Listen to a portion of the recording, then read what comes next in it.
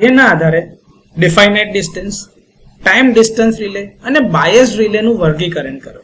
તો ડિફાઇનાઇટ distance relay, તો આ પ્રકારના રિલે નામ પ્રમાણે ડિફાઇનાઇટ એટલે કે ચોક્કસ ડિસ્ટન્સ પર જ કામ કરતા રિલે છે.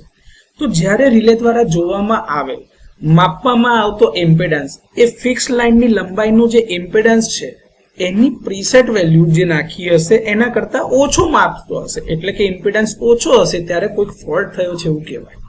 ત્યારે તે રિલે કાર્ય કરે છે. આ રિલેની કામગીરી રિએક્ટન્સ અથવા તો ઇમ્પેડન્સ ઉપર જ આધારિત છે.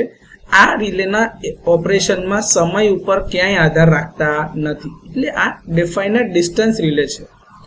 ટાઈમ ડિસ્ટન્સ રિલે, હવે જો નામની અંદરમાં છે કે ડિસ્ટન્સ અને ટાઈમ બંનેનો આની અંદરમાં ઉપયોગ થશે ઓપરેશનમાં.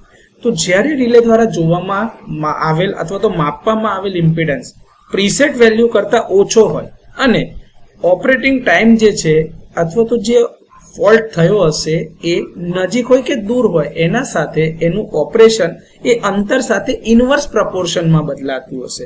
એટલે કે ફોલ્ટ જો એ લંબાઈની જે લેન્થ જશે તમારી ટ્રાન્સમિશન લાઇનની એના કરતા દૂરના લેન્થ ઉપર એટલે કે દૂરના અંતર પર ફોલ્ટ થયો હશે તો એનો ઓપરેટિંગ ટાઈમ વધારે હશે અને બસની નજીક ફોલ્ટ થયો હશે તો ટાઈમ ઓછો હશે. તો આ રીતે આ પ્રકારના time distance relay inverse characteristic પર કામ કરતા હોય છે. બીજું છે બાયસ્ડ રિલે.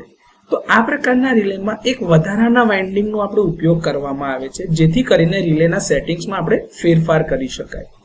આ જે ફેરફાર થાય છે એ પ્રોટેક્શન સર્કિટની જે કન્ડિશન એટલે કે જે સ્થિતિ હશે એના પ્રમાણમાં બદલાતા જાય છે. તો આ રીતે કાર્યના આધારે ડિફાઇનાઇટ ડિસ્ટન્સ, ટાઈમ ડિસ્ટન્સ અને બાયસ્ડ રિલેનું વર્ગીકરણ થઈ શકે છે.